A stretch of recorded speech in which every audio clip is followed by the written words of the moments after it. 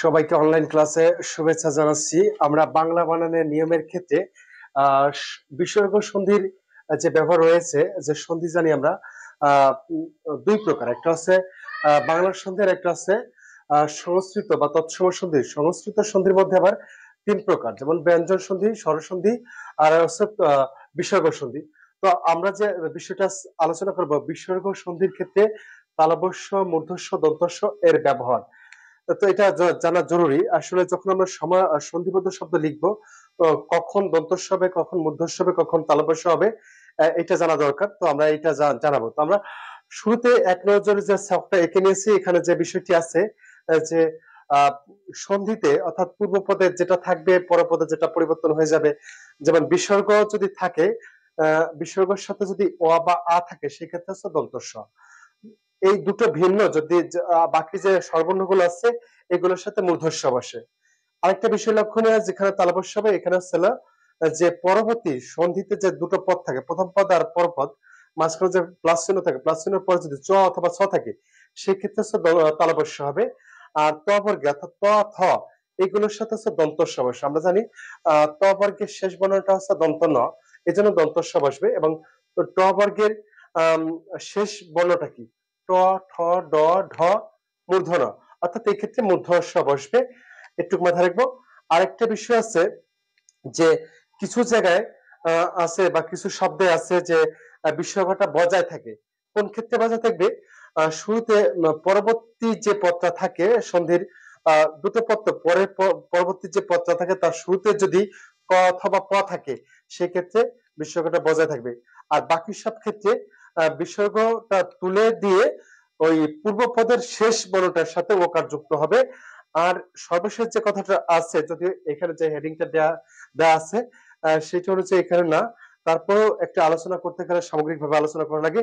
বিসর্গ আছে, এই ক্ষেত্রে বিসর্গটা তুলে আমরা রেপ চিহ্ন বা রোয়াজাত, আমরা জানি বিসর্গ সন্ধি রোয়াজাত, সজাত এইভাবে বলা হয়, অর্থাৎ ছয়ের ব্যবহারগুলো আছে। তো আমরা আস্তে আস্তে চেষ্টা করি যে ধারাবাহিকভাবে দন্তস্ব, মূর্ধস্ব, তালব্য এবং কোন জায়গায় বিসর্গ থাকবে আর কোন জায়গায় থাকবে না, সেগুলো নিয়ে একটু আলোচনা করব। তো শুরুতে আমাদের যে রুলটা ছিল যে অ এবং আয়ের পরে আছে দন্তস্ব বসে, এটা মাথায় রাখবো।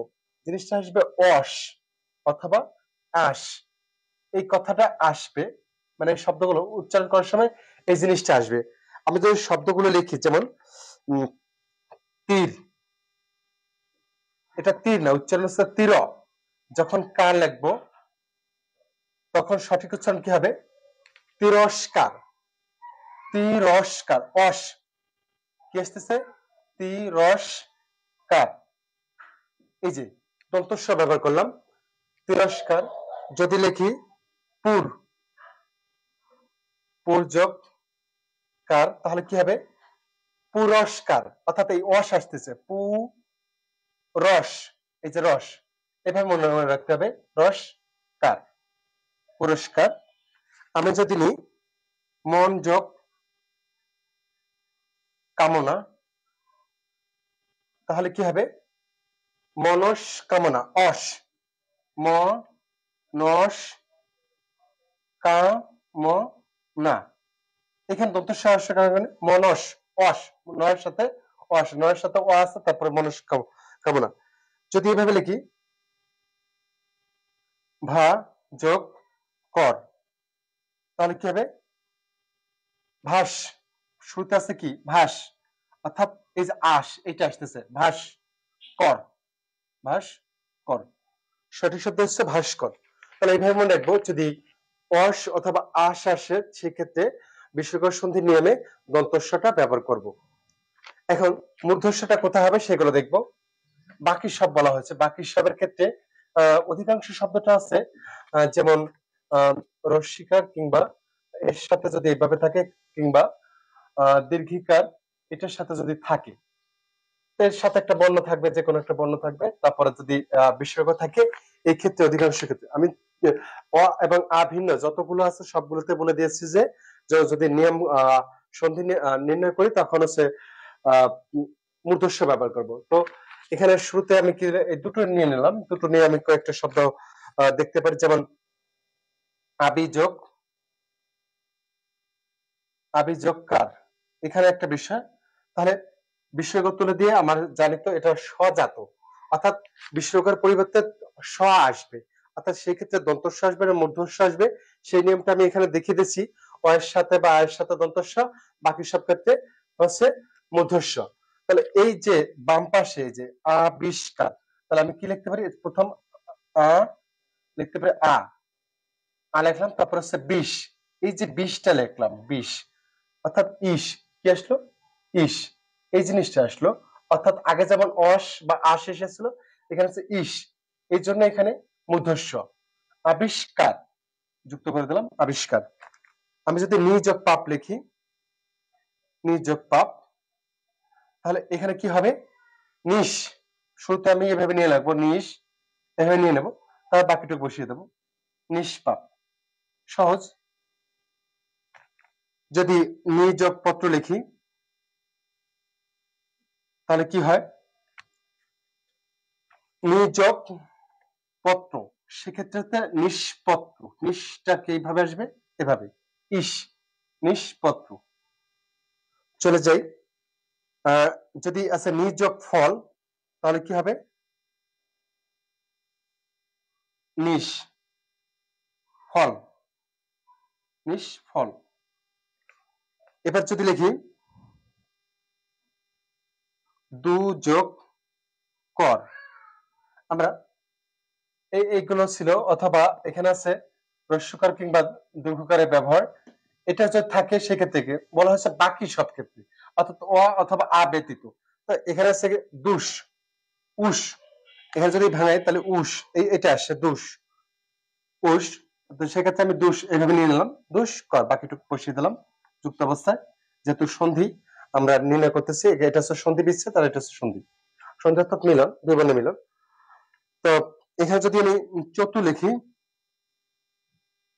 চতু, এখানে যদি পদ লিখি, তাহলে কি হবে, এই যে বিস্ময়করটা তুলে দিয়ে, যেহেতু উ আছে, তাহলে লিখবো চতুষ, আগে এইভাবে লিখে নেব, চতুষ, উষ, তারপরে বাকিটুক লিখে দিলাম চতুষ্পদ।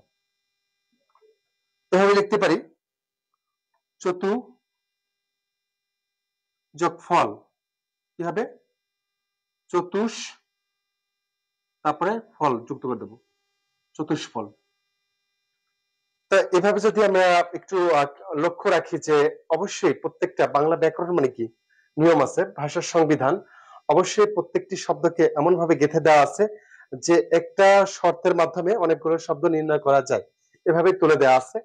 তো এখানে বলেছিলাম যে বিস্ময়কর আছে, পূর্ব পদের সাথে বিস্ময়কর আছে, পরবর্তী এই বিস্ময়কর থাকার সাথে যেটা আছে রস্বইকার কিংবা দীর্ঘইকার যেটা থাকুক বা এই বর্ণটা থাকুক, এই ক্ষেত্রে হচ্ছে মধ্যস্ব, আর এই অয়ের আয়ের সাথে হচ্ছে যেটা আসবে সেটা হচ্ছে দন্তস্ব। এটা দেখালাম। এখন যে তালবস্য কোন জায়গায় হবে এটা একটু দেখি। তালবস্য বলা হচ্ছে স এবং স যদি পরবর্তী পদের শুরুতে থাকে, সেক্ষেত্রে যেমন আমি একটা শব্দ নিলাম, নি যোগ চুপ, নি যোগ চুপ, এই শব্দটাকে যখন আমি সন্ধিবদ্ধ লিখবো, তখন কি হবে, অবশ্যই এই বিস্ময়কর তুলে দিয়ে এখানে আগের যে নিয়মটা ছিল রস্বইকার যে নিশ, এইভাবে ছিল, কিন্তু এই বানানটা আমরা এইভাবে নিশ, সরি, এই বানানটা এইভাবে আমরা লিখি না, বইতে কোথাও দেখি না, নিশ্চুপ, এই নিয়ম অনুযায়ী এটা হয়। কিন্তু এখানে ব্যতিক্রম আছে কোন জায়গায়, তালবস্যটা হবে, ব্যতিক্রমটা এই যে চোয়াটা আছে, চোয়া থাকার কারণে এখানে সঠিক বানানটা হচ্ছে নিশ, তালবস্য আসবে, নিশ্চুপ। আমি যদি শিরচ্ছেদ বানানটা দেখি, শির বিসর্গ ছেদ, এই যে শিরচ্ছেদ, শির, অস, এখানে আমাদের যে নিয়মটা যে শিরস কেমন আসছে, রস, যেহেতু সজাত বিসর্গ সন্ধি, শিরস এই যে অস আসে, অর্থাৎ অস, কিন্তু আমরা শিরস ছেদ বানানটা এইভাবে কখনো আমরা লিখি না, সঠিক হবে হচ্ছে, বা এখানে দুটো চ লিখি না, সঠিক বানানটা হচ্ছে শিরস ছেদ, এই যে ছয়ের কারণে এখানে আহ তালবস্য এসেছে। তো এভাবে আমরা দেখতে পারি যে ক্ষেত্রে চ এবং ছ আছে এবং এই বাম পাশে অবশ্যই বিসর্গ থাকা লাগবে। বিসর্গ না থাকলে তখন হিসাবটা অন্যরকম। এবার আসি ত থ যেখানে আছে, যেমন দু যোগ থ, এই বানানটা আমাদের এখানে যে দু আছে, দু আমি যদি এইটা পরিবর্তে স আনি, প্রথম যে রুলটা ছিল, কি রুল ছিল? দ্বিতীয় রুলটা এই যে এই পাশে, অর্থাৎ রস্যকরের সাথে এই যে রস্যই দীর্ঘই রস্য দীর্ঘ, এক্ষেত্রে হচ্ছে মূর্ধস্য আছে, সেক্ষেত্রে দুস থ, এখানে মূর্ধস্য আসে আর এখানে থ আসে। কিন্তু বলা হয়েছে যে ব্যতিক্রম হিসেবে যে শুরুতে বিসর্গ আছে, পরে ত বর্গ বা ত বর্গের যে বর্ণগুলো আছে ত থ দ ধ, এই ক্ষেত্রে ব্যতিক্রম হিসেবে ত এবং থ এর সাথে কি আসবে? অবশ্যই তালা দন্ত স আসবে। কারণ হচ্ছে শেষ যে বর্ণটা আছে, ত বর্গের শেষ বর্ণটা কি? দন্ত ন, এই জন্য এখানে দন্ত স আসবে। সেই হিসেবে এখানে দুস্থ বানানটা কি আসবে? দুস থ, এটা আসবে সঠিক বানান দুস্থ। যদি আমি দু যোগ তর নি, এই যে থয়ের কারণে দন্তস্ব এসেছে, তয়ের কারণে দন্তস্ব আসবে। দুস্তর, দুস্তর, অবশ্যই দুস্তর বানানে দন্তস্ব আসতেছে, কিন্তু আগের যে নিয়মটা ছিল এখানে একটু খেয়াল করি, সেই হিসেবে মূর্ধস্ব আসার কথা ছিল, ব্যতিক্রম হিসেবে ত এবং থয়ের সাথে দন্তস্ব আসে। এবং ট বর্গের সাথে, ট বর্গের সাথে আমি বলা আছে, দ্বিতীয়টা বলা আছে ট বর্গের সাথে মূর্ধস্ব আসে। এখানে একটু দেখি আমরা,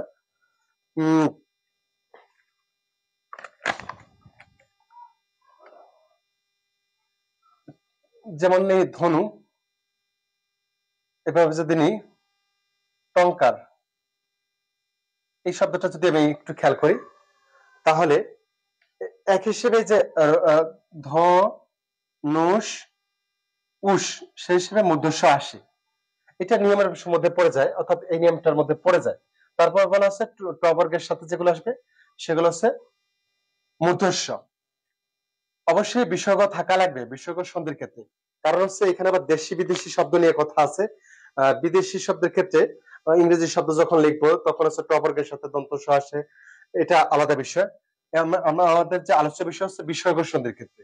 ধনুষ টঙ্কার, ধনুষ টং, ধনুষ টঙ্কার, এভাবে লিখতে পারি। ট বর্গের সাথে কি আসবে? মূর্ধস্ব আসবে, এটা মাথায় রাখবো। এবার চলে যাই যে কোন জায়গায়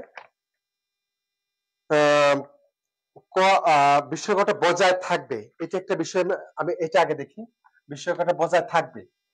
যেমন ক এবং প যদি পরে থাকে, সেক্ষেত্রে আমি কয়েকটা শব্দ চয়ন করেছি, যেমন প্রাত যোগ কাল, প্রাত যোগ কাল, এটা যখন লিখবো অবশ্যই এই যে বিস্ময়করটা আছে এবং এই পাশে ক আছে, কি আছে? ক, এইটা থাকার কারণে এখানে কি হবে? প্রাত, এটা বলা হয়েছে, আমি তো কখনো বলি না প্রাতঃকাল বা এটা তো সজাত কিংবা রজাত নয়, এটা হচ্ছে ব্যতিক্রম। তো প্রাতঃকাল এখানে থেকে যাবে, প্রাতঃকাল, কারণ হচ্ছে এই যে ক আছে, আমি বলছি ক বা প যদি পরে থাকে, প্রাতঃকাল। আর একটা শব্দ নেই, যেমন মন কষ্ট, যে মন কষ্ট, কষ্ট শব্দটা যদি লিখি কষ্ট, তাহলে কি হবে? আমরা জানি ট বর্গের সাথে মূর্ধস্য বসে, মন কষ্ট, তাহলে এই যে কটা থাকার কারণে এখানে কি হবে? মন কষ্ট, মন কষ্ট, এভাবে বসবে। অনেক সময় আমরা উচ্চারণ করে মন কষ্ট, কিন্তু সঠিকটা হবে হচ্ছে মন কষ্ট। এবার যদি এমন একটা নেই যে শীত যোগ পীড়া, শির পীড়া, তাহলে এটা যাতে শিরস পীড়া সজাত বলি না, বা শিরর পীড়া রজাত বলি না, সঠিক উচ্চারণ হচ্ছে শিরোপীড়া বলি। এই যে ও উচ্চারণ করছি, কিন্তু এখানে ওটা হবে না, শিরো পীড়া হবে না, হবে কোনটা হবে? এই পোয়া থাকার কারণে এই বিসর্গটা বজায় থাকবে, শিরো, শিরোপীড়া, উচ্চারণ করছি ও দ্বারা শিরোপীড়া, কিন্তু লিখছি কি বিসর্গ, কারণ হচ্ছে কি এই যে ক অথবা প যদি পরে থাকে, পরবর্তী পদের শুরুতে থাকে, সেক্ষেত্রে অবশ্যই আমাকে বিস্ময়করটা বজায় রাখতে হবে। আমি এখানে বিস্ময়করটা থাকবে না কোন জায়গায়, সে বাকি ক্ষেত্রে ক এবং প ভিন্ন যদি অন্য কোনো বর্ণ আসে, এটা দেখি। যেমন মন দিয়ে আবার নিই, মন নিলাম। আমি যদি এখানে শির আবার নিই, শির নিলাম, শির আরেকবার নিই, যশ নিলাম, যশ, ইতি এভাবে নিলাম। মনের সাথে যদি আমি মোহন যুক্ত করি, মোহন, তাহলে যে মনের সাথে বিসর্গ আছে, কিন্তু এই পাশে কি আছে, ক অথবা প আছে, নেই। আমরা তো মনস মোহন বলি না, বা মনর যদি র যুক্ত হয় বিসর্গ ওঠে তাহলে মনর মোহন হয়, অথবা বিসর্গ তুলে দিয়ে যদি স হয় তাহলে মনস মোহন। আমরা কোন সময় মনস মোহন কিংবা মনর মোহন বলি না। সেক্ষেত্রে আমাদের করণীয় কোনটা, যে আমরা সঠিক যে বানানটা কি হবে, আমরা অবশ্যই খেয়াল করবো এখানে ক অথবা প যদি না থাকে, তাহলে এই যে আগে যে বর্ণটা আছে, অর্থাৎ প্রথম পদের শেষ যে বর্ণটা আছে, এই বর্ণটার সাথে ওকার যুক্ত হয়ে যাবে, বিসর্গ তুলে দিতে হবে। মন, মন, মোহন, সঠিক উচ্চারণ হচ্ছে মন মোহন, মনমোহন, মনমোহন বা মনমোহন যেটা বলে। এখানে আছে যদি ধার্য শব্দটা লিখি, ধার্য, এখানে লক্ষণীয় শিরোপীরা যখন লিখছিলাম তখন বিস্ময়করটা বজায় রাখছিল, কারণ হচ্ছে প ছিল, কিন্তু শির যোগ ধার্য আছে, এখানে ক অথবা প নেই, যার কারণে কি হবে, এই বিস্ময়করটা তুলে রয়ের সাথে ওকার যুক্ত হবে, শির ধার্য, শির ধার্য। এখানে যদি আমি শিরোমণি লিখি, শিরোমণি লিখি, তাহলে কি হবে, যেহেতু এখানে ম আছে, ক অথবা প নেই, তাহলে সঠিক বানানটা আছে শিরোমণি, শিরোমণি, মণিতে মূর্ধন্য হবে। যশ যোগ লাভ যদি দিই, আমরা যশস লাভ শব্দটা বলি না, বা যশোর লাভ বলি না, র কিংবা সজাত নয়, এটা কি হবে, র এবং সজাত যদি না হয় তাহলে দুটো বিষয় মনে রাখতে হবে, যে কোন জায়গায় বিস্ময়করটা থাকবে আর কোন জায়গায় থাকবে না। যদি বিস্ময়কর থাকে থাকবে ওই ক্ষেত্রে যদি পরবর্তী পদের প্রথম বর্ণটা যদি ক অথবা প থাকে, আর যদি না হয় অবশ্যই আমাকে বিস্ময়করটা তুলে আগের বর্ণটার সাথে ওকার যুক্ত করে দেবো। এখন ইত্ত, ইতিযোগ মধ্যে, ইতিযোগ মধ্যে, এটা সঠিক উচ্চারণ কি হবে, ইত মধ্যে, ইতোমধ্যে। এই যে রস্বীকার থাকা সত্ত্বেও এটা কি হয়ে গেছে, ওকার যুক্ত হয়ে গেছে, কারণ হচ্ছে বিস্ময়কর তুলে দিচ্ছি। সঠিক উচ্চারণ হচ্ছে ইতোমধ্যে। আর এটা হবে হচ্ছে যশ লাভ, সহকার হবে য স লাভ, যশ লাভ। এই বিষয়টা খেয়াল রাখতে হবে। অর্থাৎ বিসর্গ আছে এই পাশে কি নাই, সজাত কিংবা রজাত নয়, সেই ক্ষেত্রে আমাকে বিসর্গ থাকবে কি থাকবে না, এটা নির্ভর করবে ডান পাশে যে পরপদটা আছে, পরপদের প্রথম বর্ণটা যদি ক অথবা প হয় অবশ্যই তার সাথে বিসর্গটা থাকবে, বাকিটা যা আছে তেমন বসে যাবে। কিন্তু যদি ক অথবা প না থাকে, যেমন এখানে আছে ম ব্যবহার করছি, ধ, ম, ল, ম ব্যবহার করেছি, এই ক্ষেত্রে অবশ্যই বিসর্গটা তুলে পূর্ব বর্ণের সাথে ওকার যুক্ত করে দিয়েছি। এখন এখানে আরেকটি আলোচ্য বিষয় আমি রেখেছি, যেটা হচ্ছে রেপের ব্যবহার। আমরা জানি যে বিসর্গ সন্ধির ক্ষেত্রে আছে মূলত হচ্ছে দুটো, একটা হচ্ছে রজাত, বিসর্গ উঠে র বসে, র অধিকাংশ ক্ষেত্রে রেপ আকারে বসে, আর স হচ্ছে আমি বলছি যে দন্তস্ব, মূর্ধস্ব, তালবস্য এভাবে আসতে পারে। তাহলে কোন ক্ষেত্রে র বসে, যে ক্ষেত্রে সয়ের দরকার নেই, যেমন আমি একটা শব্দ নিই, যেমন দু যোগ ভাবনা, দুযোগ ভাবনা, এরকম যদি একটা শব্দ লিখি তাহলে কি হয়, এটা এটা তুলে দিয়ে আর কি লিখতে পারি, যেমন দুষ্ভাবনা তো আমি লিখি না, তাহলে কি লেখা হয়, দুর্ভাবনা, দুর্ভাবনা। এখানে একটা বিষয় লক্ষণীয়, আমি যে রেপ এনেছি দুর্ভাবনা, গত ক্লাসে যেটা বানানো ছিল, যে দূরত্ব যদি বোঝায় তাহলে হচ্ছে দীর্ঘকার, দূরত্ব না বোঝালে হচ্ছে হ্রস্বকার। এই দুর্ভাবনা শব্দটা দ্বারা মিটার, মিটার, কিলোমিটার এগুলো কোনো কিছুই নির্দেশ করে না। দুর্ভাবনা দুশ্চিন্তাকে নির্দেশ করে।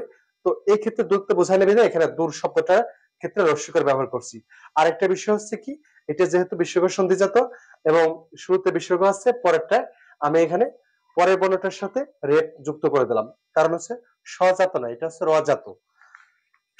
এবার আসি আর একটা শব্দ, যে নি যোগ দোষ, নির্দোষ। তাহলে এটা নিশ দোষ হয় না বা নির্দোষ হয় না, আমরা বলি হচ্ছে নির্দোষ। সঠিক বানান হচ্ছে দোষ, নির্দোষ। এই যে মূর্ধস্ব ব্যবহার করছি কারণ হচ্ছে ওষ, ওষ। আর অধিকাংশ সংস্কৃত বা তৎসম শব্দে মূর্ধস্ব ব্যবহৃত হয়। তো এভাবে নির্দোষ, আমি যদি দুর্যোগ শব্দটা লিখি, দুর্যোগ যোগ, এটা এটা কি হতে পারে, অবশ্যই দুষ্যোগ নয়, সজাত নয়, রজাত। এই রজাতার ক্ষেত্রে আমি এখানে রটা রেফ আকারে পরবর্তী বর্ণের সাথে দেবা দু যোগ, দুর্যোগ।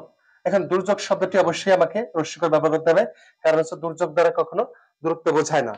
তো এই ছিল আজকের আলোচ্য বিষয়, বিসর্গ সন্ধির ক্ষেত্রে তালবস্য, মূর্ধস্য, দন্তস্ব এর ব্যবহারগুলো দেখালাম, এবং কোন জায়গায় বিসর্গটা বজায় থাকবে আর কোন জায়গায় বিসর্গটা বজায় না থাকলে সেক্ষেত্রে ওকার পূর্ববর্তী বর্ণের সাথে যুক্ত হয়। আরেকটি বিষয় দেখেছিলাম যে যদি রজাত হয় সেক্ষেত্রে বিসর্গটা তুলে দিয়ে রেপ পরবর্তী বর্ণের সাথে, অর্থাৎ পরবর্তী পদের প্রথম বর্ণের সাথে রেপ আকারে আমি রটা ব্যবহার করেছি। এই ছিল আজকের আলোচনা বিষয়। আশা করি এই ক্লাসের মাধ্যমে অনেকগুলো শব্দ, বাংলা ভাষার যে সমৃদ্ধ শব্দ ভান্ডার রয়েছে সেখান থেকে আশা করি এর মাধ্যমে আমরা উম, কয়েক কয়েকশো শব্দ সম্পর্কে সচেতন হতে পারবো এবং অবশ্যই পরীক্ষা ভালো করতে পারবো। সবাইকে শুভরাত্রি জানিয়ে শেষ করছি। সবার সুস্বাস্থ্য কামনা করছি। ধন্যবাদ সবাইকে।